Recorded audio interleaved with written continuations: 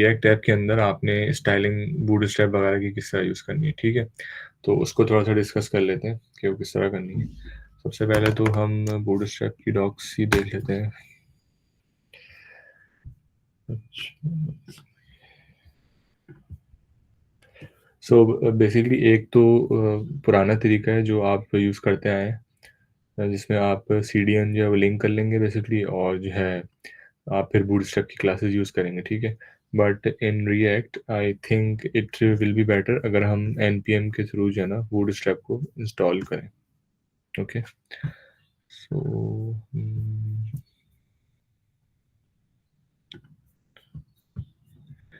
NPM के through bootstrap install कैसे होगी, ये आई गेस होना चाहिए था यहाँ पे। हाँ, ये रहा। सो ये कमांड है, जिस तरह npm स्टार्ट करते हैं तो बेसिकली आपकी ऐप जो है वो रन हो जाती है। तो npm आई बूटस्ट्रैप करेंगे आप, तो बेसिकली बूटस्ट्रैप का पैकेज जो है आपके पास इंस्टॉल हो जाएगा, ठीक है? वो इंस्टॉल कहाँ होगा? नोड मॉड्यूल्स के अंदर, ठीक है? चलें इसके ऊपर थोड़ा सा हम डिस्कस कर लेते हैं। बेसिकली नोड मॉड्यूल्स जो है ना, वो ये करते हैं कि आप रिएक्ट ऐप को चलाने के लिए हमें बहुत सारी जो है ना वो क्या कहते हैं लाइब्रेरीज रिक्वायर्ड हैं, जो रिएक्ट के अंदर हैं, छोटे छोटे पैकेजेस हैं। सो वो सारे पैकेजेस हमारे पास नोड मॉड्यूल्स के अंदर मौजूद हैं, जो कि हमारे हमें जो है वो हेल्प कर रहे हैं कंपोनेंट बनाने में, और ऑब्वियसली कंपोनेंट जिस तरह रेंडर हो रहा है, तो बिहाइंड द सीन जो भी वर्क हो रहा है वो नोड मॉड्यूल्स के थ्रू हो रहा है, ठीक है? और उसके बाद एक फ़ाइल अगर आपने यहाँ देखी हो पैकेज डॉट जेसन की, सो पैकेज डॉट जेसन की फ़ाइल जो है वो सारी डिपेंडेंसीज़ का जो है ना वो ट्रैक रख रही है। बेसिकली ये आपकी रिएक्ट ऐप के बारे में आपको सब कुछ बता रही है। सबसे पहले इसके अंदर नेम है। ये package dot JSON basically simple एक जेसन फाइल है। दैट मीन्स एक ऑब्जेक्ट है। इस ऑब्जेक्ट के अंदर जो है वो डिफरेंट की वैल्यू पेयर्स हैं, एक्सक्यूज मी।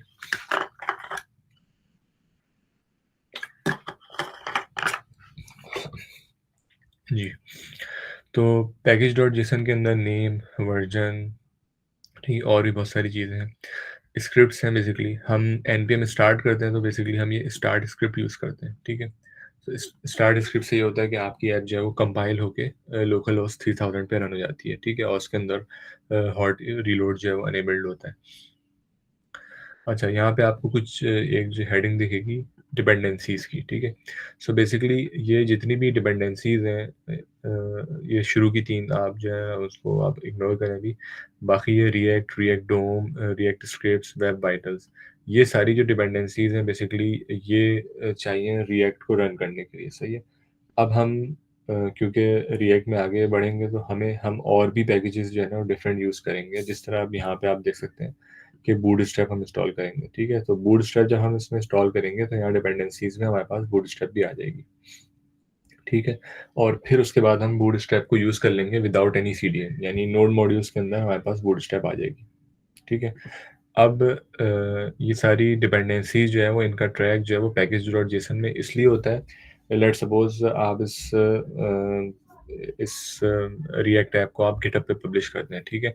सो गिटहब पे पब्लिश करते हुए नोड मॉड्यूल्स जो है ना कभी भी पब्लिश नहीं होते, क्योंकि नोड मॉड्यूल्स के अंदर ऑब्वियसली आपके जो भी पैकेजेस हैं वो काफ़ी हैवी होते हैं, मतलब उनकी स्पेस ज़्यादा होती है, तो स्पेस जो है ना वो ज़ाया हो जाती है।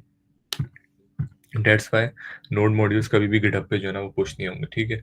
और इसका ट्रैक रखने के लिए बेसिकली गिट इग्नोर की फाइल है। अगर इसके बारे में मैंने नहीं बताया आई गेस, चलें अभी डिस्कस कर लेते हैं। बेसिकली गिट इग्नोर की फाइल ये करती है, अगर आपके पास कोई रिपॉजिटरी है, सही है, ये गिट रिपॉजिटरी है, आप चाहते हैं उस गिट रिपॉजिटरी के अंदर जो है वो कोई ऐसी चीज़ है जो कि गिटहब के ऊपर पुश ना हो, ठीक है? यानी अगर आप जो है वो रिपॉजिटरी अपने पास एक रिएक्ट ऐप क्रिएट करेंगे और उसको फिर गिटहब पे पब्लिश करेंगे, ठीक है? तो नोड मॉड्यूल्स जो है ना उसमें पब्लिश नहीं होने चाहिए, बिकॉज़ नोड मॉड्यूल्स 200-300 और डिपेंडेंसीज़ अगर बहुत ज़्यादा हैं तो फिर ये 1000 एमबी तक भी पहुँच जाते हैं, तो इनको फिर पुश पुल करने में जो है ना वो बहुत टाइम लगेगा। दैट्स व्हाई नोड मॉड्यूल्स जो है ना वो गिटहब पे पुश नहीं होते, ठीक है? अब गिटहब पे पुश ना करने के लिए एक गिट इग्नोर की फाइल है, जो कि क्रिएट रिएक्ट ऐप का टेम्पलेट हमने यूज़ किया था, तो वो सारी एक बेसिक चीज़ हमें देता है। तो इसके अंदर यहाँ पे इन्होंने मेंशन किया हुआ है कि नोड मॉड्यूल्स को जो है ना वो इंक्लूड नहीं करना है, ठीक है? और भी बहुत सारी फाइल हैं, वो आगे हम देखेंगे उनका क्या काम है। एनवायरनमेंट वेरिएबल्स की कुछ फाइल होती हैं जिसके अंदर कुछ सेंसिटिव डेटा होता है, अगर आपकी एपीआई की है या एपीआई के एंड पॉइंट्स उसमें रखे हुए हैं, तो गिट इग्नोर के अंदर अगर आप कोई भी फ़ोल्डर रखते हैं, तो बेसिकली वो फ़ोल्डर गिटहब पे पुश करते हुए इग्नोर हो जाएगा, सही है? तो ये नोड मॉड्यूल्स इंस्टॉल इग्नोर हो जाएँगे आपके पास से, और गिटहब पे आप जाके देखेंगे तो आपके पास सिर्फ़ ये पब्लिक सोर्स और बाकी सारी फाइल्स आ रही होंगी, ठीक है? अच्छा, अब सवाल ये पैदा होता है कि अगर बगैर नोड मॉड्यूल्स के आपने गिटहब के ऊपर पुश कर दिया है, देन अगर मैं उस प्रोजेक्ट को यूज़ करना चाहूँ, तो मैं किस तरह कर सकता हूँ? मैं उस प्रोजेक्ट को इस तरह यूज़ कर सकता हूँ, मैं उस प्रोजेक्ट को क्लोन करूँगा, मेरे पास नोड मॉड्यूल्स नहीं होंगे, ठीक है? नोड मॉड्यूल्स इंस्टॉल करने के लिए मैं एक कमांड चलाऊँगा npm-i। तो npm-i क्या करेगा, बेसिकली package.json फाइल तो होगी मेरे पास। सो वो ये देखेगा कि package.json में डिपेंडेंसीज़ के अंदर कौन-कौन सी जो है वो लाइब्रेरीज़ मौजूद हैं। सो वो ये सारी लाइब्रेरीज़ मुझे इंस्टॉल करके दे देगा, ठीक है? अब जिस तरह यहाँ पे npm-i बूटस्ट्रैप है, सो बेसिकली आप इस कमांड के थ्रू स्पेसिफिकली बूटस्ट्रैप इंस्टॉल कर रहे हैं, ठीक है? अगर मैं सिर्फ़ और सिर्फ़ npm-i चलाऊँगा, तो npm-i चलाने पे वो ये देखेगा कि package.json में क्या रखा हुआ है। पैकेज.जेसन में डिपेंडेंसीज़ के अंदर जो-जो लाइब्रेरीज़ मेंशन्ड होंगी, वो सारी लाइब्रेरी npmi के थ्रू इंस्टॉल होंगी, ठीक है? इसका हम जो है ना एक दफ़ा डेमोंस्ट्रेशन दे देते हैं। जी, जी, बिल्कुल, बिल्कुल। रिएक्ट की प्रैक्टिस के लिए आई अंडरस्टैंड टाइम लगेगा।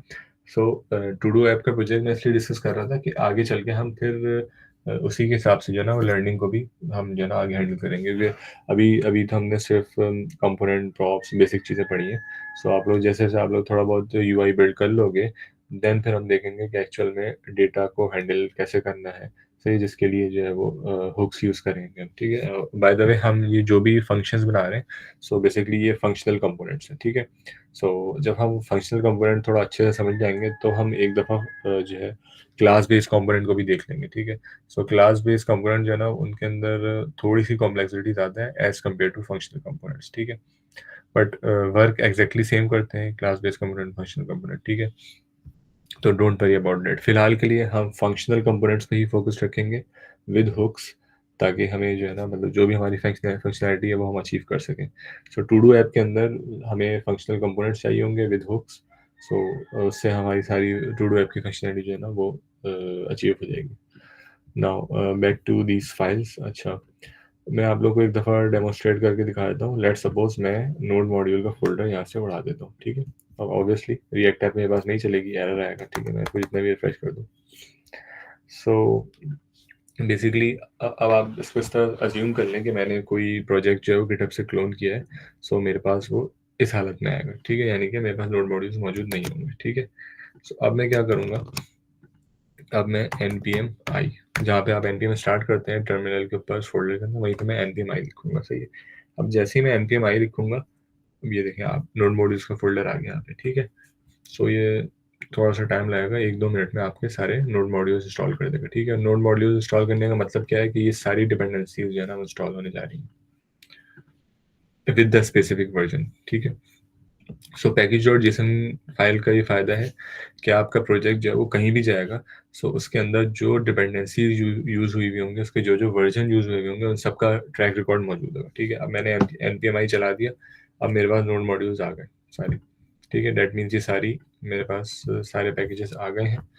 अब मैं अगर npm स्टार्ट करूँगा, तो मेरे पास ये प्रोजेक्ट जो है वो चल जाएगा, ठीक है? npm स्टार्ट और ये लोकल होस्ट 3000 पे आ गया, ठीक है? अच्छा, नाउ बैक टू बूटस्ट्रैप, ठीक है? अब ये कमांड मैं कॉपी करता हूँ, यहाँ पे आके मैं फिलहाल के लिए इसको स्टॉप करता हूँ, एंड देन मैं रन करता हूँ कमांड npm npmi बूटस्ट्रैप, ठीक है? अच्छा, अब ये बूटस्ट्रैप के आगे @5.3.2 जो लगा हुआ है, ये बेसिकली स्पेसिफिक वर्जन इंस्टॉल करने का ऑप्शन होता है, ठीक है? सो अगर मैं सिर्फ npmi बूटस्ट्रैप करूँगा, तो वो ऑटोमेटिकली देखेगा कि बूटस्ट्रैप का कौन सा लेटेस्ट वर्जन npm.js पे अवेलेबल है, ठीक है? npm.js के बारे में मैं थोड़ा-सा बता देता हूँ आप लोगों को। npm बेसिकली एक पैकेज मैनेजर है, सही है? जो कि रिएक्ट ऐप्स के लिए हम यूज़ करते हैं। पैकेज मैनेजर का सिंपल अल्फाज़ों में अगर मैं आपको बताऊँ, so you you can say that, अगर आप लोगों को ये पता होगा कि रिएक्ट जो है वो ओपन सोर्स लाइब्रेरी है बेसिकली। यानी फेसबुक ने रिएक्ट को बना के उसको ओपन सोर्स किया हुआ है। कोई भी जो है रिएक्ट को यूज़ कर सकता है। बहुत सारी ऐसी लाइब्रेरीज फ्रेमवर्क्स होते हैं जो पेड होते हैं, आपको परचेज करने पड़ते हैं। सो रिएक्ट के साथ जो है वो नोड पैकेज मैनेजर जो है वो उसके अंदर बहुत सारे पैकेजेस मौजूद हैं, ठीक है, जिनमें से एक पैकेज हम बूटस्ट्रैप यूज़ कर रहे हैं, ठीक है। सो ये बूटस्ट्रैप भी जो है वो npm JS पे पब्लिश हुआ हुआ है। यहाँ पे अगर मैं सर्च करूँगा बूटस्ट्रैप, तो यहाँ पे आप देखें ये बूटस्ट्रैप का पैकेज आ गया होगा, ठीक है। और सिंपली ये यहाँ पे भी मुझे यही कमांड बता रहे हैं, ठीक है। सो ये npm JS के थ्रू भी मैं ब्राउज कर सकता हूँ। npm JS is like directory से, इस डायरेक्टरी के अंदर बहुत सारी लाइब्रेरीज मौजूद है। आप npm JS के अंदर जाके और भी कोई लाइब्रेरी यूज कर सकते हैं, ठीक है। आगे चल के हम थीम्स की और भी लाइब्रेरी यूज करेंगे। फिलहाल क्योंकि आप लोग बूटस्ट्रैप से फेमिलियर है तो हम ये देख रहे हैं कि बूटस्ट्रैप को रिएक्ट के साथ कैसे यूज करेंगे, ठीक है। ऑब्वियसली आप index.html के साथ CDN लगा के यूज कर सकते हैं, इसमें कोई मसला नहीं है, ठीक है। तो npmi बूटस्ट्रैप आप करेंगे तो बेसिकली वो ये करेगा कि आपका जो भी वर्जन लेटेस्ट होगा उस पर इंस्टॉल कर देगा, ठीक है। अगर कोई स्पेसिफिक वर्जन आपने इंस्टॉल करना है, जैसे इन्होंने यहाँ पे रिकमेंड किया हुआ है कि ये जो भी लेटेस्ट स्टेबल वर्जन होगा, सो हमने यहाँ से इंस्टॉल कर लिया, ठीक है, @ लगा के। अगर मैं @ ना भी लगाता तो ये बेसिकली ये 5.3.2 ही करता, क्योंकि लास्ट इसका वर्जन 5.3.2 आया, ठीक है। सो अब npmi बूटस्ट्रैप हो चुका है। अब आप देखेंगे कि package.json के अंदर एक एंट्री और आ गई, दैट इज बूटस्ट्रैप, ओके। अब जो है वो बूटस्ट्रैप की डॉक्यूमेंटेशन एक्सप्लोर कर लेते हैं, इसको कि रिएक्ट में यूज़ कैसे करना है हमने। आई गेस हमने npmi कर दिया, तो अब हम कर सकते हैं use. Let's try something.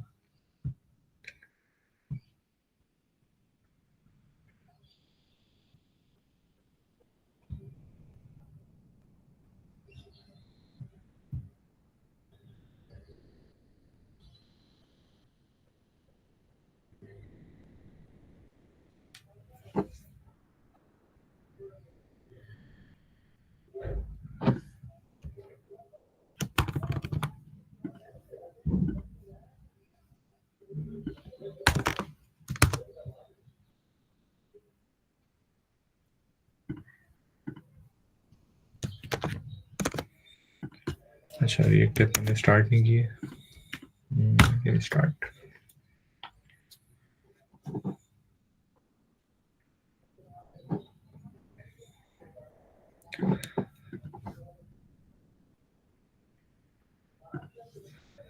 So I guess just आपने npmi बूटस्ट्रैप करनी है, उसके बाद क्लासेस यूज़ करनी है। अच्छा, मेक श्योर कि आप कहीं से भी कोड जब कॉपी पेस्ट कर रहे हो सो आपको क्लास को क्लास नेम से रिप्लेस करना है, ठीक है, बिकॉज JSX के अंदर जो है वो क्लास नेम यूज़ होते हैं, ठीक है। अब मुझे जहाँ तक याद है बटन के अंदर क्लास होती है।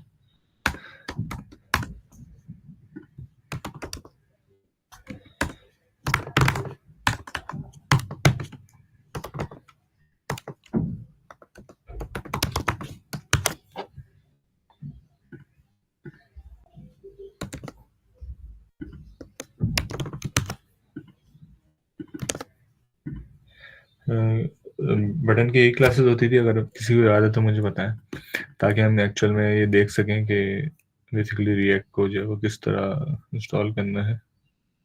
ओके, npmi बूटस्ट्रैप करना है।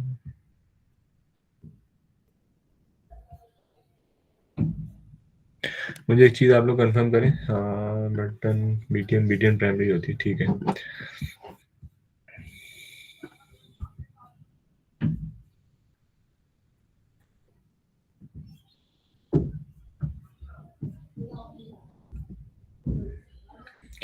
मुझे जहाँ तक याद पड़ रहा है हमें एक जगह ना इम्पोर्ट का स्टेटमेंट लगाना होता है, समथिंग लाइक दैट। इसको मैं सर्च कर लेता हूँ, import react, yes, so this is the line।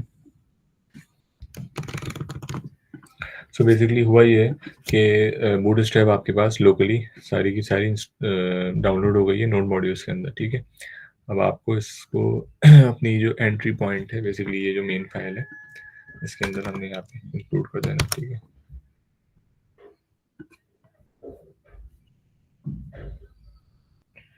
confound module, okay।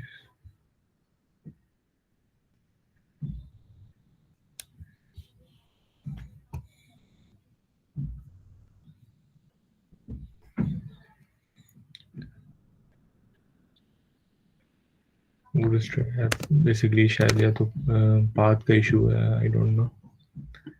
Bootstrap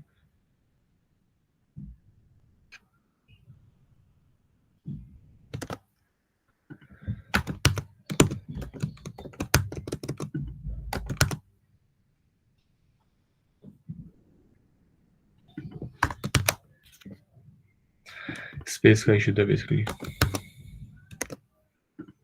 no, अब आप देख सकते हैं ये आ गया। ठीक है, अब ये बाकी बटन की भी स्टाइलिंग थोड़ी सी चेंज हो गई। तो आपने करना ये है कि आपकी जो मेन फाइल है index.js, ठीक है, इसके अंदर ये जो पहले से index.css वगैरह थी इसको हटा दीजिएगा, और यहाँ पे आप लोगों ने ये स्टेटमेंट लगाना है इम्पोर्ट का। ठीक है, ये बूटस्ट्रैप की डॉक्यूमेंटेशन में भी कहीं ना कहीं लिखा होगा, बिकॉज वो डॉक्यूमेंटेशन जो है वो वेबसाइट्स उनकी अपडेट होती रहती हैं, डेट्स वाई मुझे एग्जैक्टली याद नहीं था।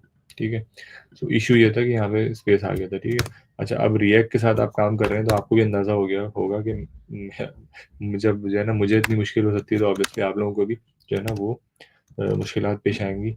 इस तरह के छोटे छोटे जो है ना वो मतलब सिली मिस्टेक्स होंगी, लेकिन ऑब्वियसली रिएक्ट जो है वो कंपाइल नहीं होती अगर आप हल्का सा भी इसके अंदर कोई एरर होगा, कहीं एक स्पेस का भी एरर होगा। ठीक है, सो आपने एरर्स का ख्याल रखना है, एरर्स को गौर से पढ़ना है, जिस तरह अभी मैंने मतलब आई हैव नो आइडिया कि जो है यहाँ पे स्पेस कैसे आया, तो कॉपी करते हुए आ गया होगा। ठीक है, सो मेरे साथ भी ऐसा होता है अक्सर कि जो है ना वो चीज़ें नहीं चल रही होती हैं, तो बेसिकली थोड़ा सा डिबग करना भी आपको आना चाहिए। ठीक है, अगर कोई भी मसला हो रहा है, आप डायरेक्टली उस मसले को जो है ना वो गूगल पे कॉपी पेस्ट करके आप उसको वेरीफाई कर सकते हैं, जैसे मैंने यहाँ वेरीफाई किया कि इसी तरह इम्पोर्ट होनी है, और कोई तरीका नहीं है। सही है, सो दो स्टेप्स हैं और इसमें आपकी बूटस्ट्रैप इंस्टॉल होगी। सबसे पहले npm आई बूटस्ट्रैप करना है आपने, बेसिकली नोड मॉड्यूल्स में इंस्टॉल हो गई बूटस्ट्रैप।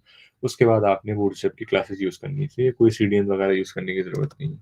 ठीक है, ताकि आप लोग जो है वो npm से भी फेमिलियर हो जाएं। ठीक है, अब जस्ट फॉर नॉलेज मैं आप लोगों को एक चीज़ दिखाना चाहता हूँ। सो बेसिकली आज से तकरीबन 2-2.5 साल पहले बूटस्ट्रैप जो है ना वो सिर्फ सीडीएन की फॉर्म में ही मौजूद थी। ठीक है, बेसिकली npm जेएस में नहीं थी। सो एक लाइब्रेरी थी उस टाइम पे, डेट इज रिएक्ट स्ट्रैप, जो कि बेसिकली बूटस्ट्रैप के कंपोनेंट्स को उन्होंने रिएक्ट पे कन्वर्ट किया था और एक अलग से लाइब्रेरी बना दी थी बेसिकली। ठीक है, so if you want you can install basically react strap. ठीक है, सो रिएक्ट स्ट्रैप इंस्टॉल करने से ये होगा कि डायरेक्टली आप लोग जो है ना वो कंपोनेंट्स इंपोर्ट करके जो है ना वो यूज़ कर लेंगे, जैसे ये कंपोनेंट्स यहाँ पे दिख रहे हैं ना आपको।